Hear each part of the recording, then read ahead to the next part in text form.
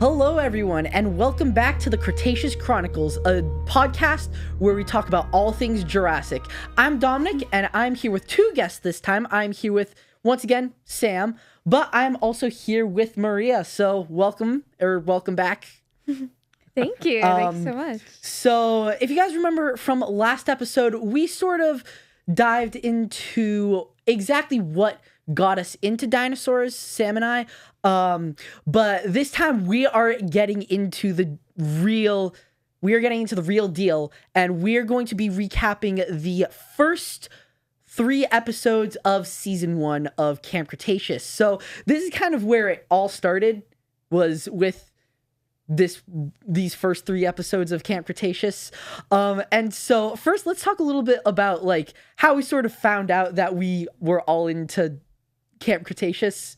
So I still remember what's funny is I had made like a joke about like there were some kids that were editing that were being like super loud, and so I jokingly said like, oh, I know who I'm not taking to Isla Nublar or something like that. And then all of a sudden like Sam was like, hey Dom, do you watch Chaos, or like do you watch Camp Cretaceous? And I'm just like, oh my gosh, yes, I love Camp Cretaceous. And so we like all sort of just spent like a good half an hour just talking about it. Yeah, it's like just popped down my office. Like I hear people. Maria was like, did you say Camp Cretaceous? Yes.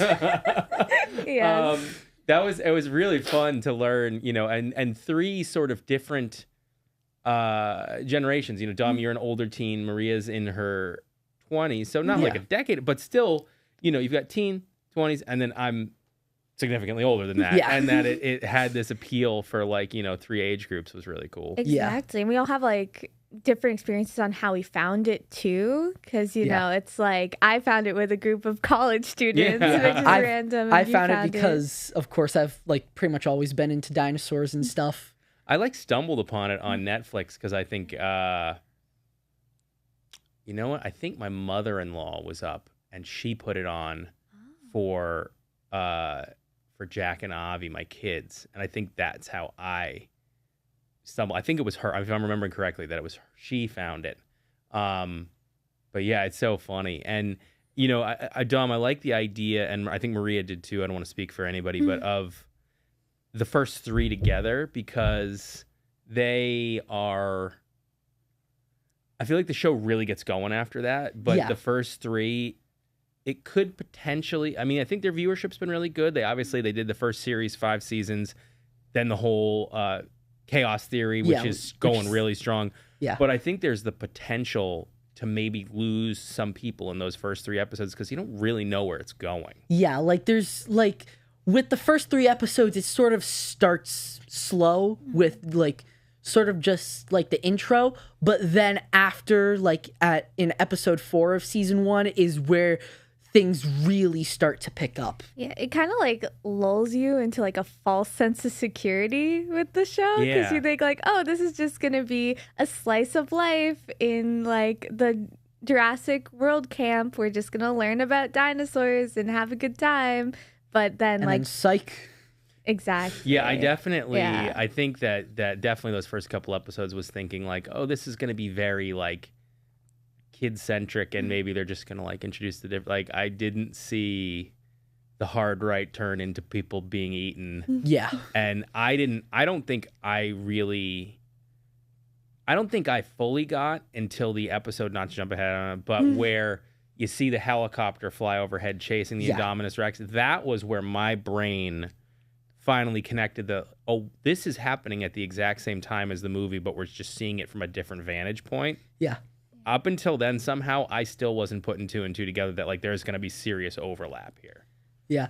And on that note, like, before we get into talking about the first 3 episodes, one thing I've kind of thought about is I've sort of thought about trying to piece together the chronology of the Indominus Rex's rampage throughout the island, because there's like a bunch of moments in both Jurassic World the film but also season 1 of Camp Cretaceous where we don't see the Indominus Rex, or where we see the aftermath of the Indominus Rex being in that area. So I think it would be kind of cool to sort of piece those together.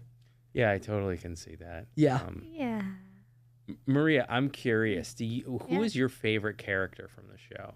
Oh, this is a good question. I feel like with the seasons, it kind of fluctuated because I feel like you learn a lot about the characters. Like they don't all have their individual season, but there's like 5 seasons, like 6 main characters. Like I think at least each one gets some highlight episodes that then you're like, oh, this person's my favorite, this person's my favorite. I really loved Darius as like the perspective character. Yes. I feel like he was such a good choice for that role, which I'm sure we can get into as we talk about like how episode 1 introduces us to all the characters. I do feel like they kind of moved him out of that role a little bit, which I was a little bit disappointed by. Like I feel like as we go on a bit, like they kind of focus less on like his story. But I did like Brooklyn a lot. And like I know something bad happens to her in Chaos Theory. I don't know what it is, but I know like I'm like, oh, is this a loaded question? So I really liked her too. I liked like her spunk and stuff. So I would say those two, I think, were probably my favorites. What about you, Dom? I mean, yeah, like in terms of those main 6, I also really like Darius because Darius is sort of like that, like he's the leader and like so he like reluctant leader, I think. Yes. Yeah. And he's like one of the youngest too. Also like he's got that balance of, oh, I want to help my friends, but I also want to like make sure that the dinosaurs have a future. Yeah, I think he stays very steady overall. There's some stuff down the road that gets just for like half of season 2 gets not even half, but it's a little bit like, Darius, why don't you see what's going on that everybody else is seeing? But I think he's very steady, and I agree. I think they shift the perspective. They don't shift his character, but they shift the focus, and I think he's definitely one of my favorites, if not my favorite, because he's just he's got a lot of depth, and the backstory with his dad, which I'm sure we'll talk about in a second. Yeah.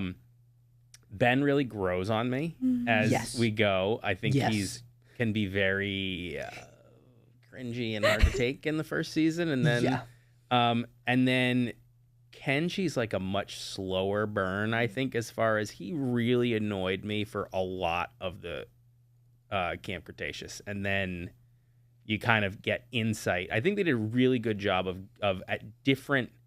It was like a different maturation of getting insight into the different characters. Like Kenji, you almost don't really fully get it until like the 5th season. Yeah, and it's like Darius, you get it like the first couple episodes. Sammy, you kind of. It takes like the first half or the first 2/3 of the first season. So it's really interesting of getting like the depth that you get on some of the different characters. Yes.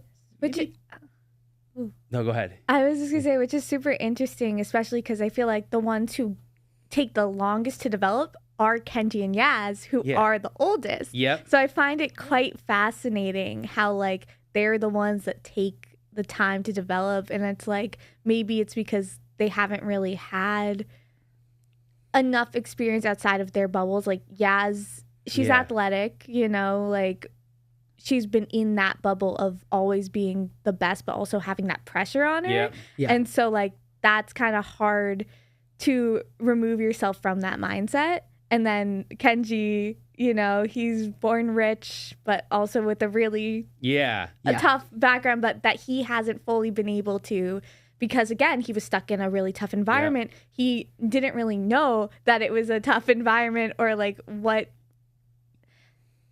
bad influence his father has in his life until he's out of it. And I think maybe because this experience is so harrowing, but also away from all that, they take a long time, but they also get some of the best development. I think that's really good insight. I have a question that I just realized. Ooh, yes. So we learn at different times about Darius's parents. We learn about Kenji's, parental. we hear stuff about Sammy's, parents. We get an idea. Yaz mentions her mom, and Brooklyn. I think we even sort of get insight because of an influence. Like, do we ever hear anything about Ben's parents or who he's with? So I believe, from what I remember, we learned this in, I think, episode 8 of season 1, that Ben's mom was an employee of Jurassic World and wanted Ben to get out of his shell of his like germaphobe fear stage by putting him in Camp Cretaceous. Okay, I really could not, for the life of me, as we were talking about that, remember anything about his parents. So, and we never really see I think Darius and Kenji are the only one whose parents we actually see, but maybe I'm wrong. Except at, I guess, spoilers, except at the very end of Camp Cretaceous on the bridge. Oh yeah, season 5, episode 12, like the very last episode of season 5 was where we got to see everyone's parents. Okay. Oh yeah, you're right. But I really couldn't remember anything about Ben, so that's interesting. Yeah, no, I remember like jumping ahead to season 1, episode 8, where they're like, Ben, why are you here if you're so afraid of everything? And he says, oh, my mom works for Masrani, who is the owner of Jurassic World, like she wanted me to go here so that way I could face my fears and not be afraid. Okay. All right. Cool. Yes. So I really couldn't. That's really helpful. Yeah. So how do you want to tackle the first three out? So yeah, I think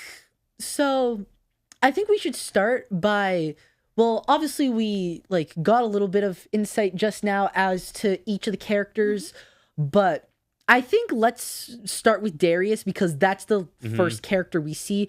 So Darius, he is this like dino nerd is what everyone calls him. He like eats, drinks, and sleeps dinosaurs. Like he just loves dinosaurs and anything prehistoric. And we find out later that he also shared that bond with his dad.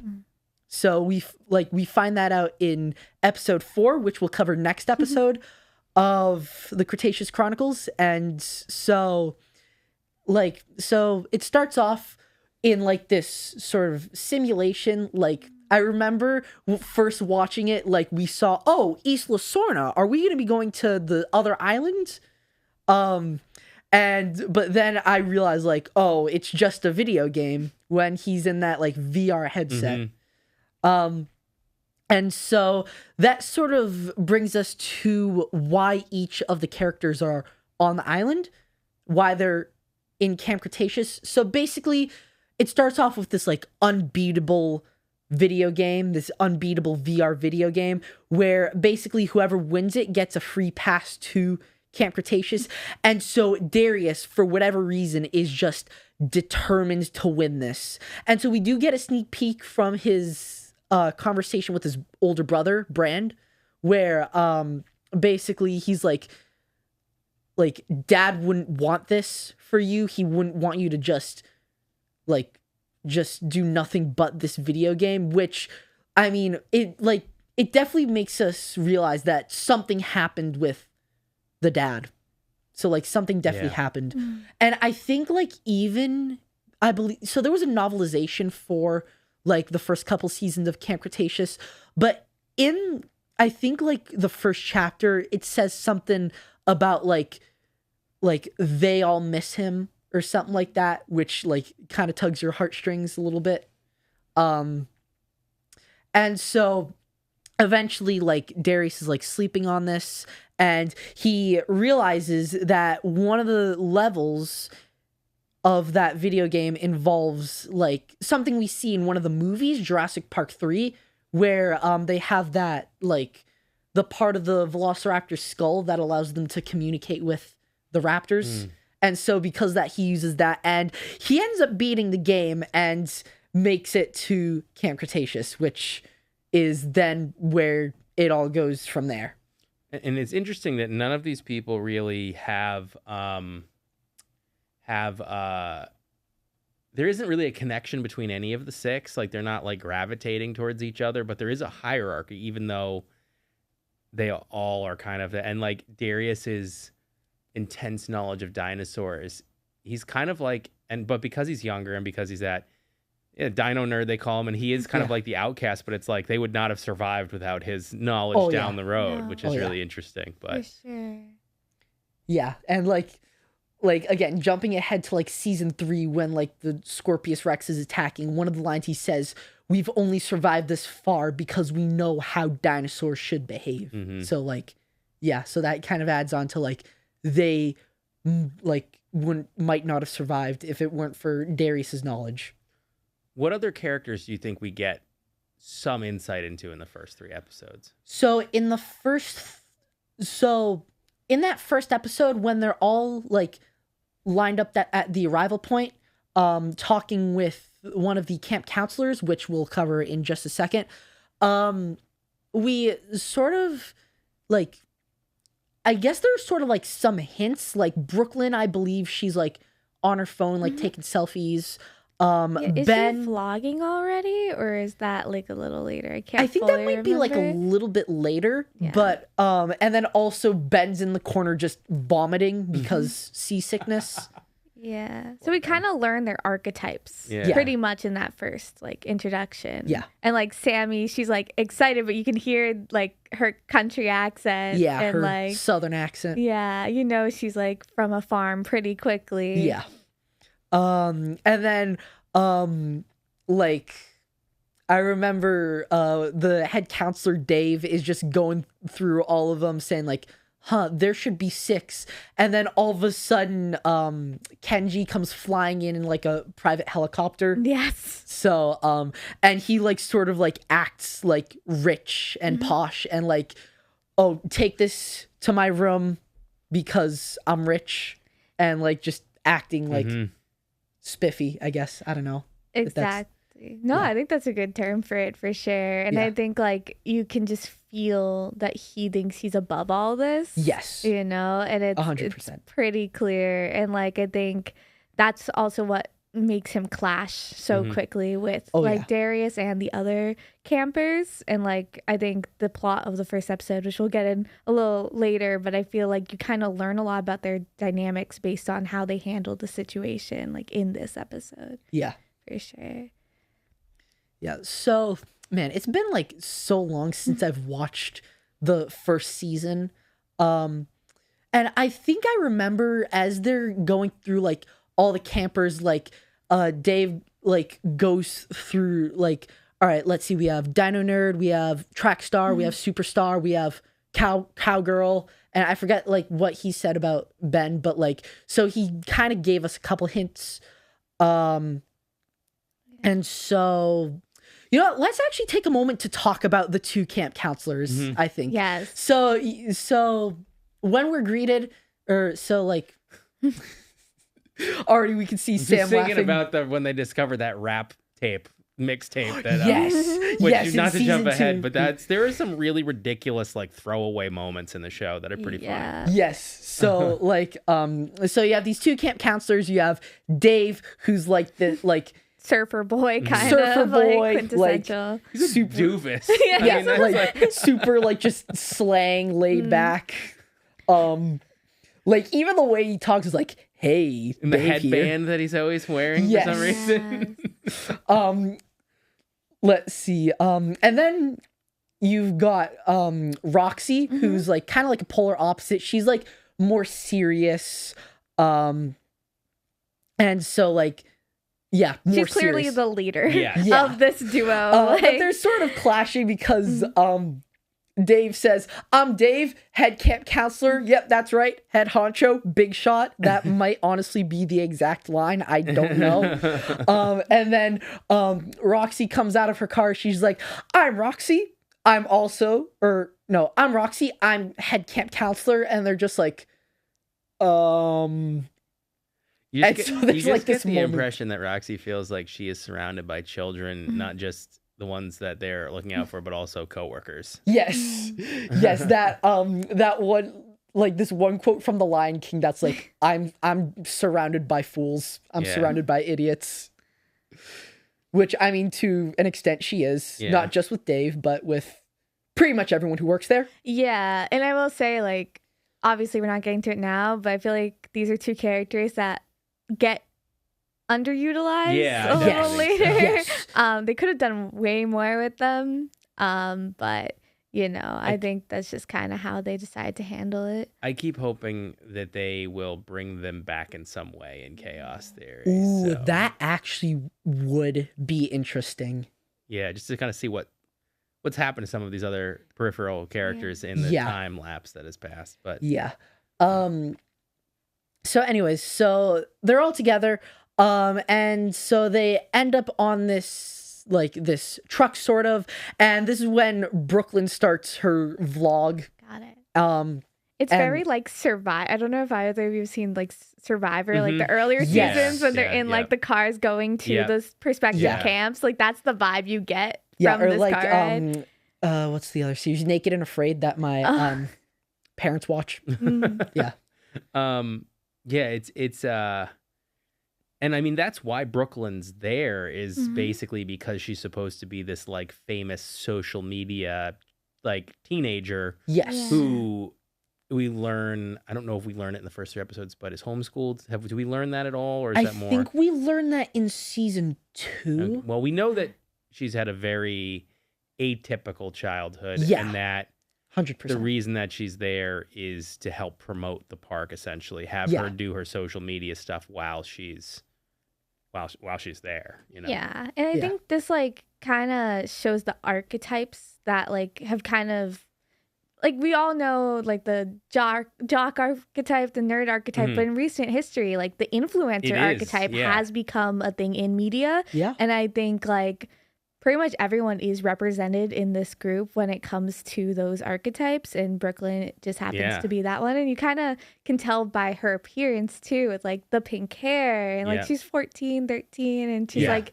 you know, she has her pink hair and she has her phone everywhere. Like I think it's really interesting how you can learn so much about her by just looking at like kind of the first pose they put her in and the first thing she does. Same with a lot of the other characters, like Yaz is in her athletic gear, and like Ben is a little more like he has like a polo. Yeah, he's got that fanny pack. Yeah, he's always got the fanny pack, or as they call it, his dork pouch. Yeah. You know, funny story. My aunt actually got me a dork pouch. Yeah. Before or after watching Camp Cretaceous? This was like recently. Okay, like, that's funny. Yeah, and I like she sent me to my mom a picture. I'm just like, oh my gosh, you got me a dork pouch. And my mom said, you might want to elaborate on what that means. Yeah.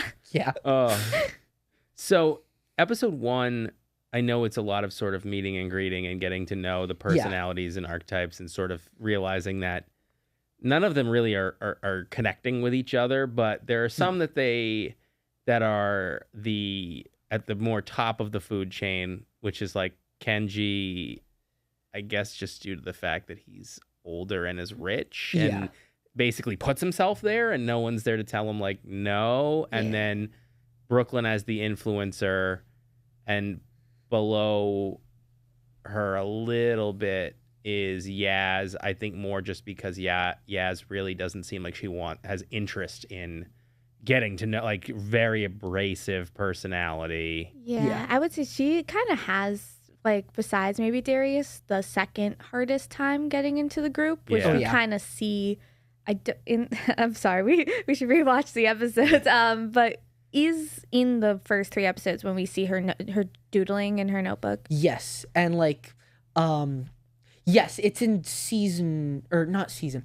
episode 3. It's in episode 3. Yes. And in episode 1, like when Brooklyn is doing like a little feature of Yaz, she's just like, I do not want to be on camera, and she just runs off.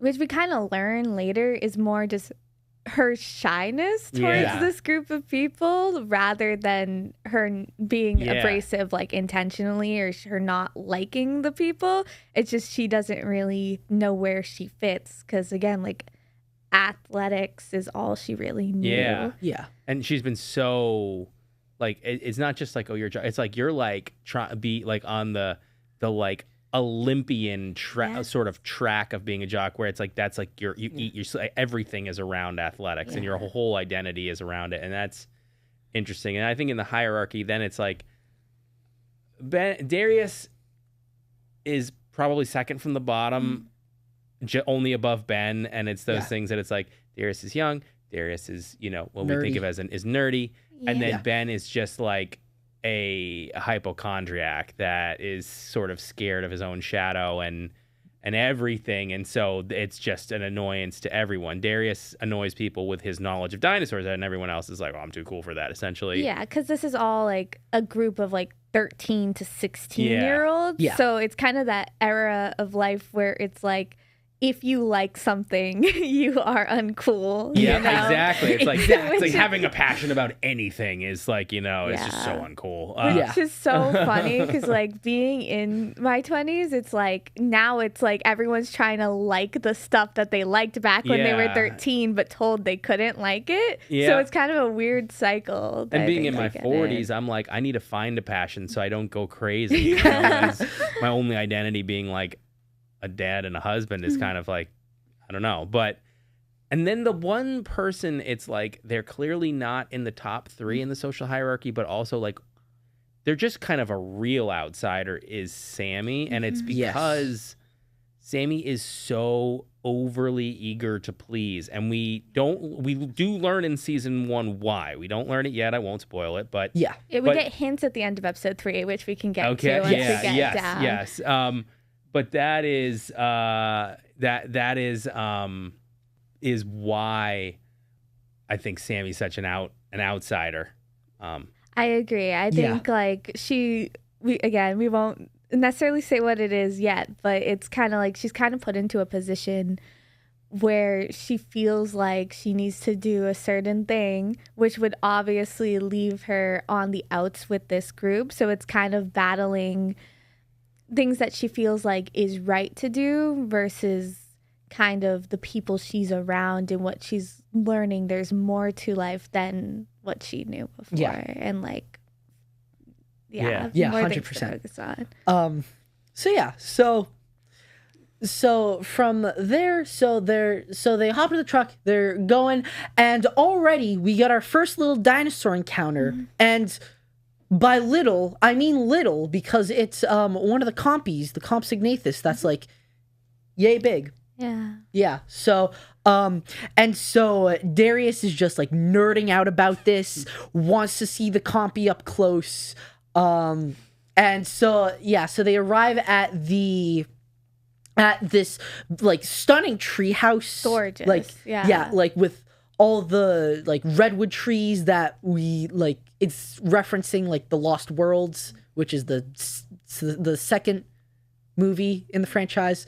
And so there's like a slide. Yeah. And I guess you think about in the first episode, or even the first you think about a story arc in like, I don't know if you learned this when you were in either elementary school, high school, college, whenever it is, but you think about like there's the sort of the introduction and the exposition, and then it's the rising incident, and there is some sort of conflict, and then there is some sort of resolution, and there is a larger rising conflict and all that through each season, but in each episode there's also something like, what do you think of or a problem that needs to be overcome in the first episode or first couple episodes? Sort of what are the obstacles, the problems, the conflict that needs to be dealt with one way or another. Yeah. So the compy, or the people who have the compy in the cage that they captured, they drive off. Darius is a little bit upset that he didn't get to see the compy.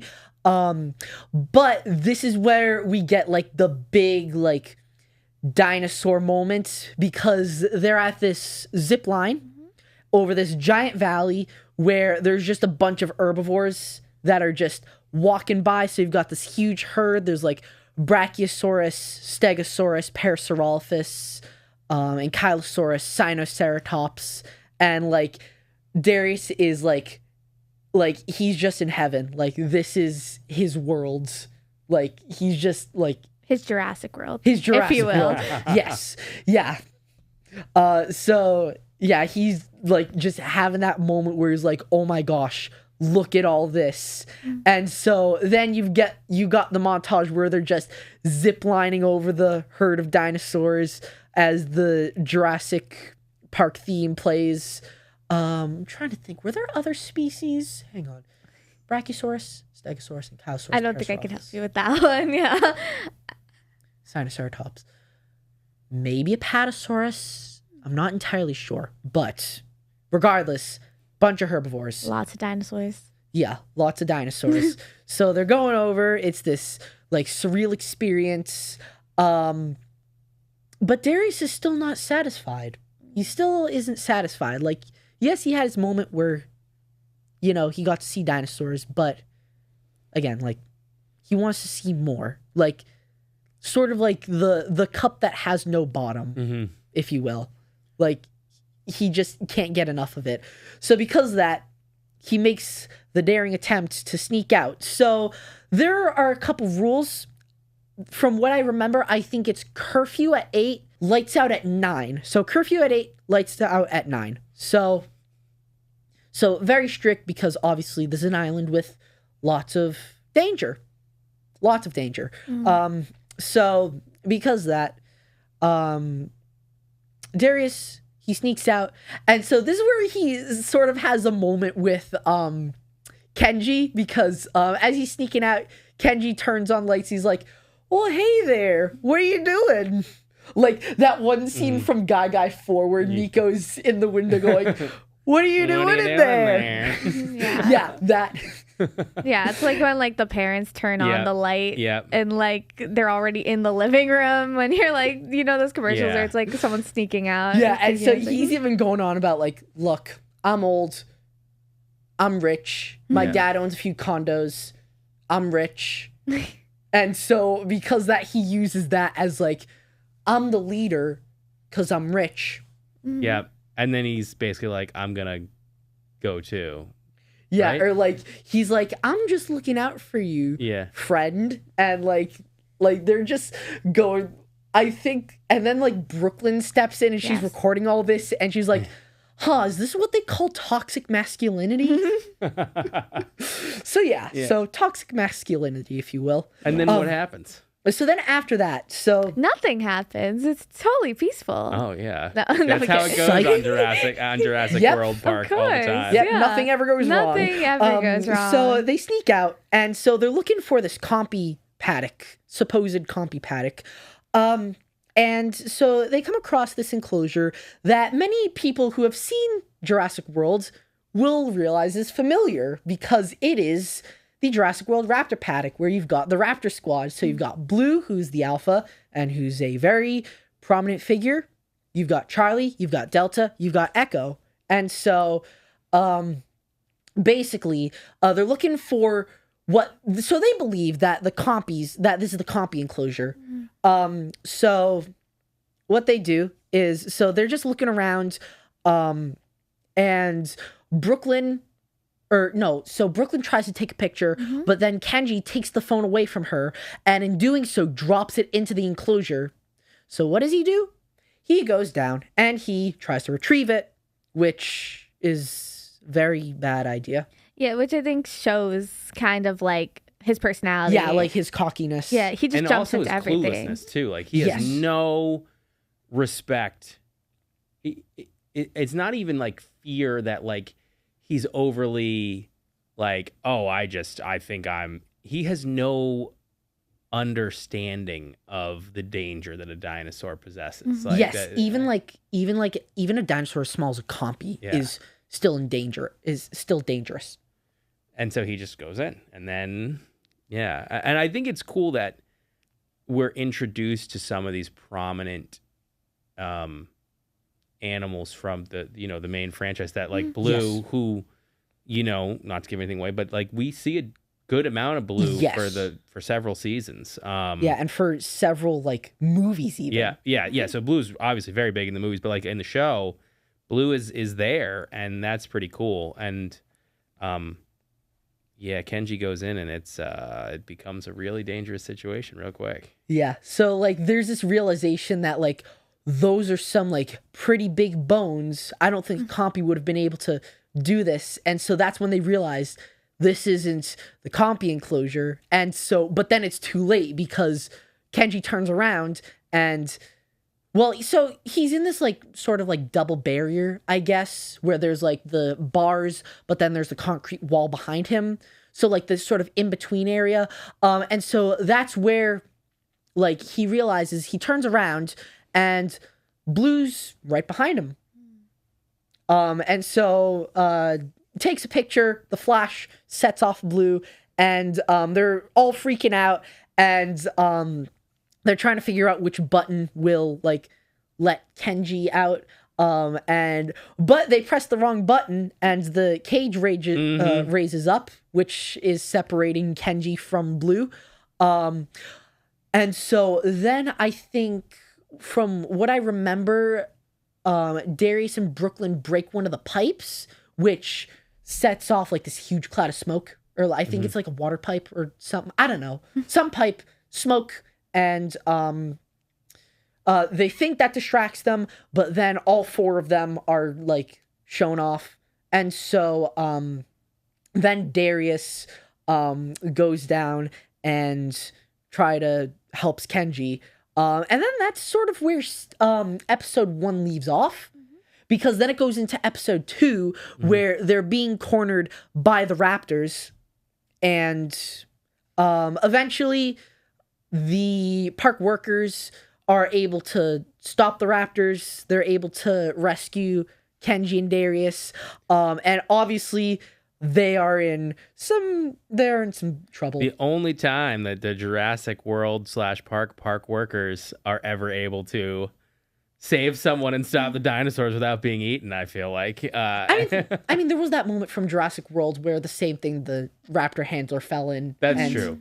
But that wasn't just a general worker. That was Chris Pratt. That was the main alpha. character. Yeah. That was the alpha. Yeah, he has like the shield. The plot armor. The plot armor, exactly. Yeah, exactly. Exactly. It's most of the time when it's just the, whatever. So at least one nameless worker gets eaten, Yeah, 100%. But I think that we get some insight. We see more of Darius too, because while he was sneaking out, everything that transpired to put people in danger was entirely Kenji's fault for his cluelessness. But yes, but Darius doesn't let Kenji take the heat for it. And yeah, like as they're being talked to by Dave and Roxy, like they're just like, Kenji, you're like in huge trouble. And then Darius butts in like, no, that was my fault, because like Kenji sort of lies to Darius about like my whole life I wanted to make my dad proud, but nothing I ever did was good enough. So yeah. It's very interesting, and I think you don't get an immediate Kenji allegiance with Darius. I mean, he gives him a hard time. He's disrespectful to him for some time, but I think that's where the seeds are sort of, they start to be sown for down the road, what their sort of friendship becomes is in that like bit of Darius taking the heat for him. And like I said, I don't think that it's certainly not an immediate like, oh no, this guy had my back, I've got his back unquestionably, but like there is a little bit more leeway, a little bit of allegiance that Kenji has to Darius after that, and I think it grows because of Darius's personality over time. And I think that like, I don't think Kenji, from what we learned about his background, I don't think he's used to people being selfless and like helping others. So I think this might have like kind of like changed something in his mind a little bit of like, oh, people can help out. It's not every man and woman for themselves and at the expense of others all the time, which I think is sort of what the only thing he's known up until that point. He was raised in a dog-eat-dog world, and now it's like dinosaurs versus people as like the show goes further on, and like it's like, oh, we can help each other out to make sure that we don't get taken out, So in the end, Kenji and Darius they get one more chance to sort of like redeem themselves, because they say like, if you make one more bad decision, you're going to get the boot. So the next day rolls around, and for punishment, Darius and Kenji have to shovel dinosaur poop while the other campers get to go to the genetics lab and see some cool stuff. Yeah. So let's start with the genetics lab. So they're going to the genetics lab, and you can already see like Ben is applying a hand sanitizer to his entire body, all over his neck, all over everything, just applying hand sanitizer. And so they make it to the lab, and there's like all sorts of like sciencey stuff, and oh my gosh, Dave's like weird like greeting thing for Dr. Wu, who is a really awesome crossover. I'm a little bit bummed that they didn't get BD Wong to voice his character, because that's the actor who it would be him. Very cool. And he's in, I mean, that character is in like every single Jurassic Park, Jurassic World, Fallen Kingdom, Dominion.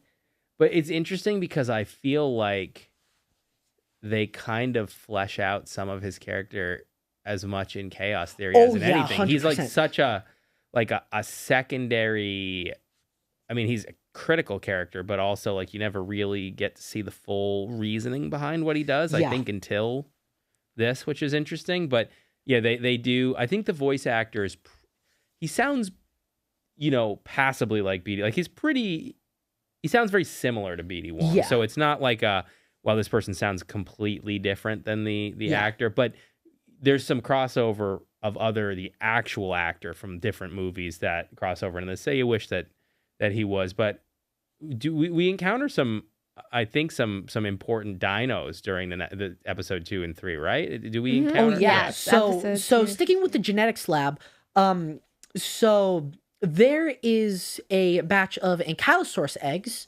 that are being incubated, and one of them hatched early. I think it hatched at 10 weeks, and they were supposed to hatch at 12 weeks. And to add insult to injury, at least in Dr. Wu's terms, it's asymmetrical. It's got one bump on its head is larger than the other bump. And so because of that, Ben decides to name it Bumpy. And Ben, like, you could see him sort of come out of his comfort zone with Bumpy, because like he's like a little bit wigged out by all the like egg membrane stuff, but like he's like picking up Bumpy, like just loving on her. There's like a kinship there. Yes. And so, but Dr. Wu is like not too pleased with Bumpy because like she hatched, like basically his mentality we see in this scene is that everything must be to a T. But that's obviously like not something you're going to get with nature. Like with nature, like nothing's ever going to be exactly the way you have planned it. That's just nature. And Bumpy, not to give anything away, but becomes a very critical dinosaur throughout the show, which I think is certainly hinted at by the fact that Ben, who's scared of everything, immediately gravitates towards Bumpy. And then don't Darius and Kenji, do they encounter a antagonistic dinosaur? Yes. So basically, Kenji has this idea to sort of sneak out and go see something that used to be shown to the public, but is not shown to the public. And that something is a Carnotaurus. The meat-eating bull is what the name means. And so basically, like, from what he says is that Carnotaurus was too aggressive to be shown to the public. It's been made known that there are multiple Carnotaurus on the island from like outside sources, and also just from like seeing like in Fallen Kingdom especially, that there obviously has to be multiple Carnotauruses on the island because like a few get rescued. And so basically they go through this underground tunnel system, which also plays a very important role throughout the series. And this also like sort of reminded me of that entrance in Fallen Kingdom where like, you know, the entrance to the like underground tunnel thing that they go in Fallen Kingdom and they get trapped with the baryonyx. Yeah, that's like sort of what it reminds me of. That might be like the above ground entrance. But so there's this like underground passageway. And so they end up through this little chute in the ground.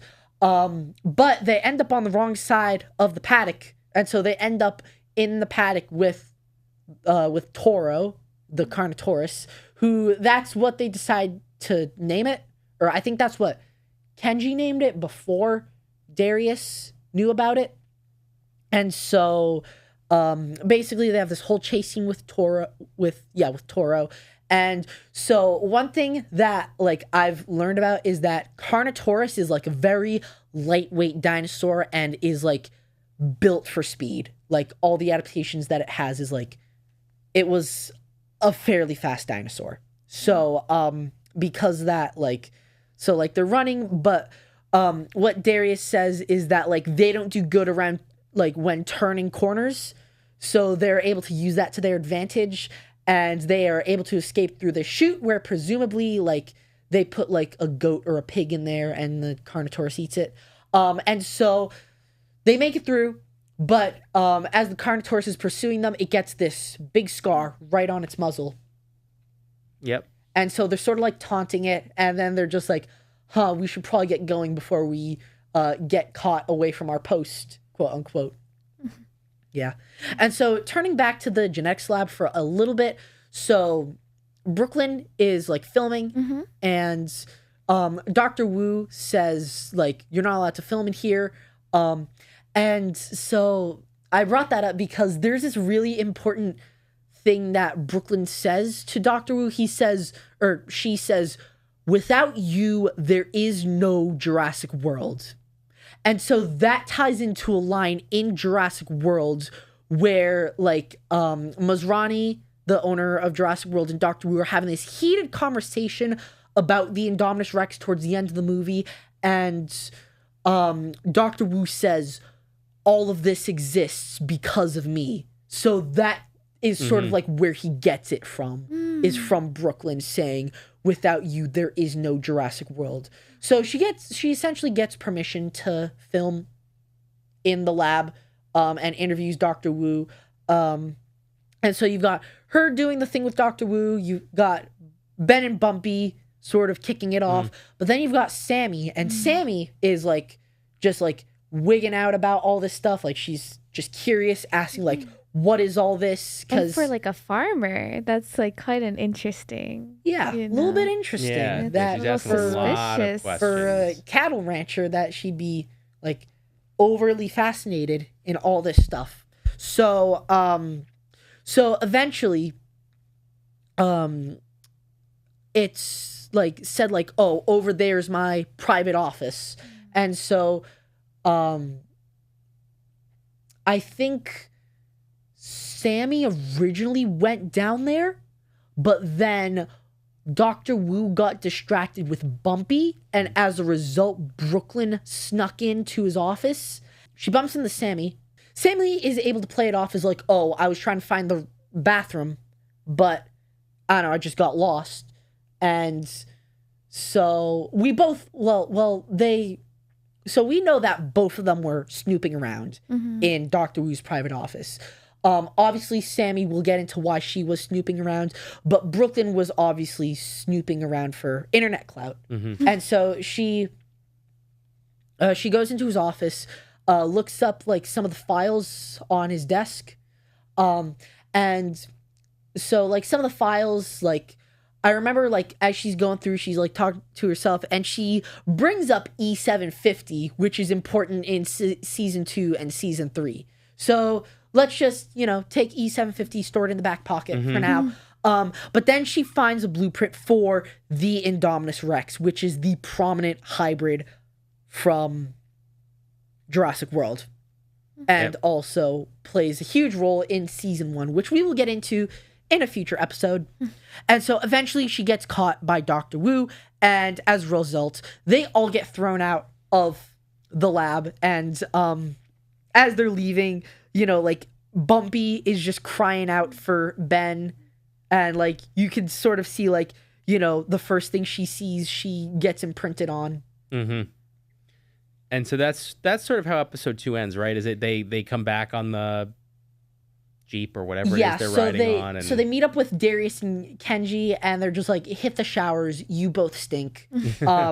And so, yeah, so they're just talking. And then I think it really ends with the scene of, I think there's like this, so from what I remember, there's this drone that lands on the island, and you see a figure walking over and plugging a thumb drive into said drone, and that's where it cuts off. Yeah, but you can't tell who it is. You can't tell who it is. Yep. Yes. So season 3 is sort of like the last sort of episode where it like it's episode 3. Yeah, we said season 3, but yeah, episode 3. Episode 3 of season 1. No, episode 3, season 1. My apologies. Is where, like, is the last episode where it's sort of like slowing down, where it's like sort of slower. So basically, how it starts off is, it's like sort of storming out, or it's beginning to storm out, and they're all around this fire, and so there's always a storm. Like what? How does no one see this coming? That there's going to be a storm and then bad things are going to happen on this. There's a storm brewing. And the dinosaurs are going to get like, why do people keep going to this park? You know, like yeah, or at least make it somewhere where it's like not going to storm. Like I don't know, make it in like I don't know, like some like Greek island, or something. It's because like we as people don't love when it rains. Like I don't think, well, some people do, but like when it storms, like it can, people get a little intense. Like I mean, but, like, I get dinosaurs? it. Like I get it. Like tropical island, like dinosaurs lived in like the tropics. Yeah. Most dinosaurs lived in the tropics, but that's besides the point. So they're starting out. They're around this fire, and Darius is telling like a sort of like a dinosaur version of a ghost story. But he keeps getting interrupted by just like Brooklyn being like influencer, and like she keeps interrupting him. And then eventually like it starts downpouring, they head inside, and this is where we sort of like start to get the sneak peek of Sammy and Yaz sort of like kicking it off. Like Sammy's like I want to like, or like you look like you are in need of like a friend. So yeah, because she notices Yaz is kind of removing herself from the group. Yeah, exactly. She's very like solitary, and it's like even when they're at like all around the fire, it's like she's being distant, and so it yeah, you're right. It's like the stepping stones of what further develops in their relationship. Yeah. So that day, so this day in the camp, so with all the characters, you sort of have like opposing forces between each other. You've got like Sammy, who's outgoing, paired up with like Yaz, who's like introverted. You've got like Darius and Brooklyn, who have that like little bit of conflict beforehand with like Brooklyn interrupting his story. And then you've got Ben and Kenji, like Kenji wanting to like have like all the fun, like Kenji's kind of merciless, get into trouble. Yeah. And then Ben's like this like safe shy kid. And so basically, so this day they're doing gyrospheres. So if you remember from Jurassic World, those like hamster balls essentially where they go in with the dinosaurs and they can like get up close. And so basically the entire day is spent doing gyrosphere stuff, and those like sort of opposing forces that I had mentioned were paired up together. Because of course they are. Of course they are. That's how this works. And so basically like they're in with that same herd of dinosaurs that that they saw in episode 1. But obviously the storm's a brewing. So because of that, like I think they have to call it off. They have to call it off. But then one of the Sinoceratopses gets spooked, and the campers, they try and make it right by like getting the Sinoceratops back with the rest of the herd. But in doing so, they cause just this like outright dinosaur stampede. Like all the animals get spooked, and it's just like a total disaster. Because like like Sammy is saying like we need to calm the Sinoceratops down before bringing it back to the herd, otherwise it's gonna cause a domino effect. But no one really listens to her. So like they go through this whole ordeal of like all the dinosaurs are spooked, everything's going awry, and so like they all get separated, and so Brooklyn Darius's gyrosphere I think bumps into the Sinoceratops, or something happens where the Sinoceratops gets agitated at them and just destroys the gyrosphere. Like punctures a big hole in the gyrosphere and gets it stuck in this like mud wallow. And so I think it's like quicksand. So they start sinking. But then the Sinoceratops is like right there. And so there's this moment where the other four found them, but so did the Sinoceratops.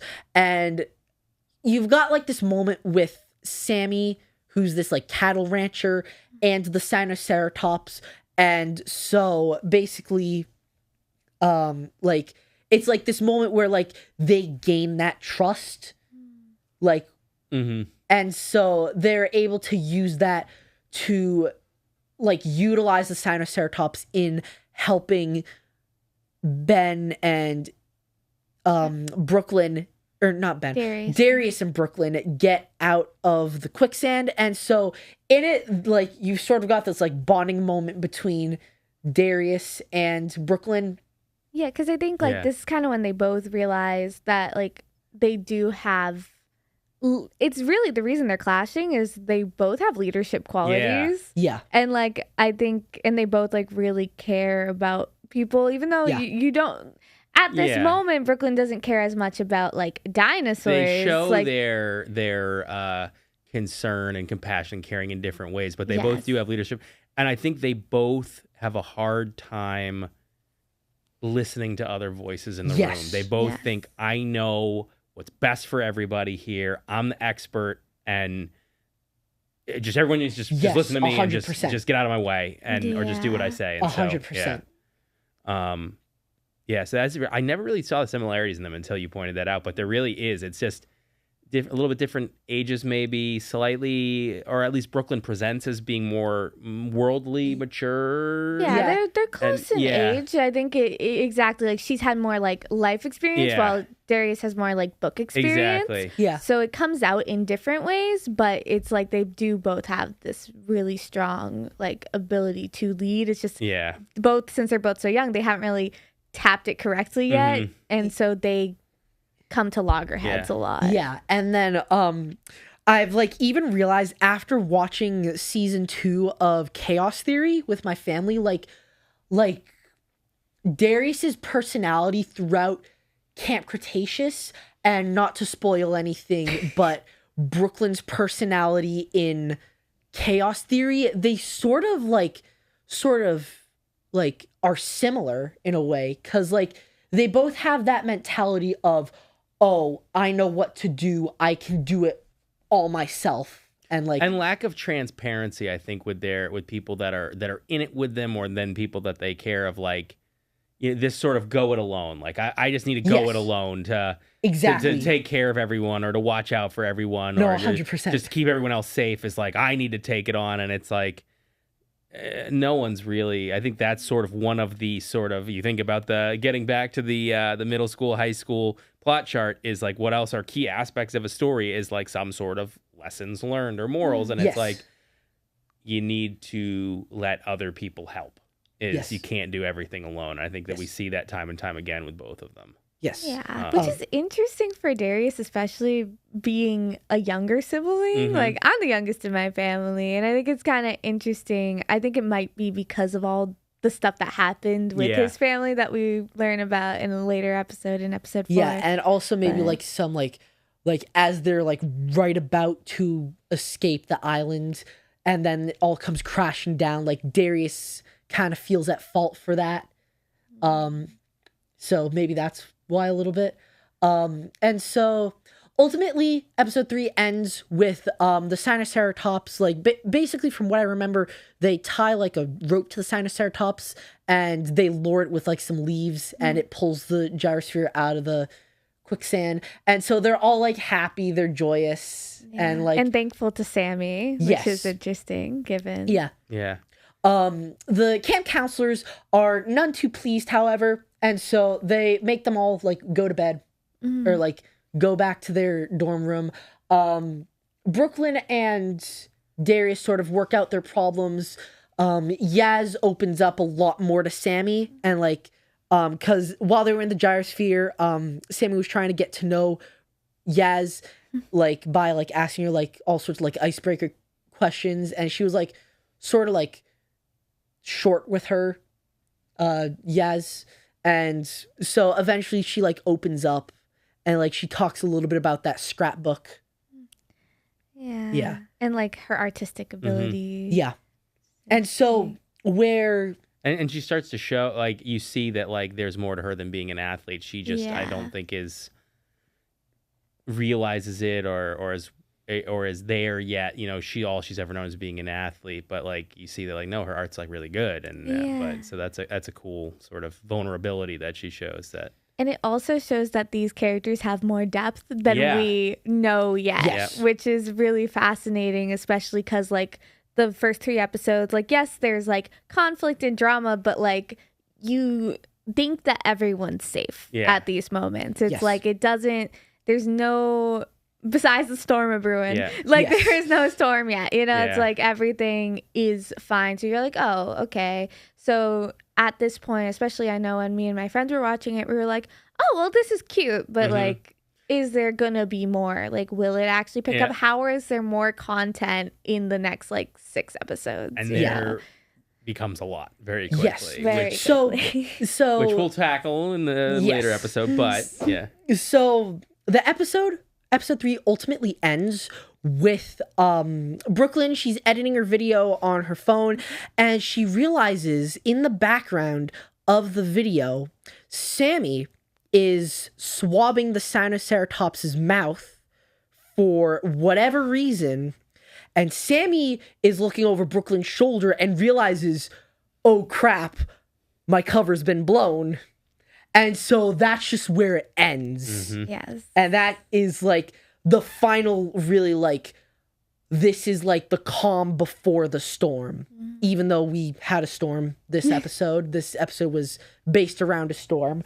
But yeah, so this is like our first big cliffhanger. Yes. First big cliffhanger. I mean, I guess you could count like the other episodes like sort of smaller cliffhangers, but like this is the first time that we actually see something that seems nefarious or seems like there is something much deeper happening that's not just a bunch of different kind of kids that like, oh, maybe all the different kids will learn an appreciation for science and dinosaurs and that'll be the moral of the story. Like it's like no, there's actually a lot more that there is a lot. This is like the tip of the iceberg, but it's And I think it's sort of all of these characters I had sort of mentioned earlier, but like there's such different sort of burn lengths on how long it takes to get into their motivations, their motives, their backstories, but they all have so much depth to them, and you just learn it at different times. So it's really interesting. Which is cool because they do start all as just the archetypes that like are basic,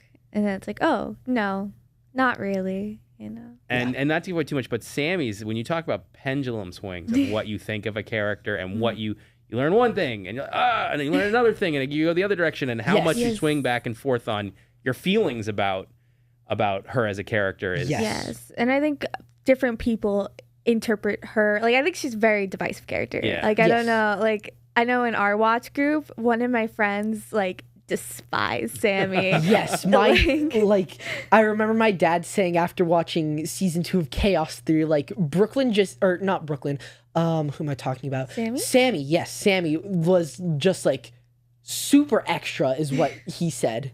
Like she was just extra. Interesting. Yeah. So I think that is I think we've really done a good job of getting into the the first 3 episodes, which lay the groundwork, but also it's like episode 4 on, it is like pedal to the metal the whole rest of the way. I think this was a really fun episode 2 podcast. I was so fun to have Maria on. Yes, thank you both. So much. Thank you both for joining me. Hopefully she will be willing to join us again. I thought this was really fun. Yeah. And I'm going to have to spend my weekend watching some of season 1 again to remember exactly when, because I remember everything that happens, but I don't remember exactly when. So I'm going to have to brush up on it. I mean, I have break this week, so maybe I'll also watch a little bit of the earlier seasons. But yeah, thank you both for joining me today. And so next episode, we will definitely get into the meat and the bones of Camp Cretaceous. So with that being said, thank you guys for tuning in to the Cretaceous Chronicles. I'm Dominic, signing off.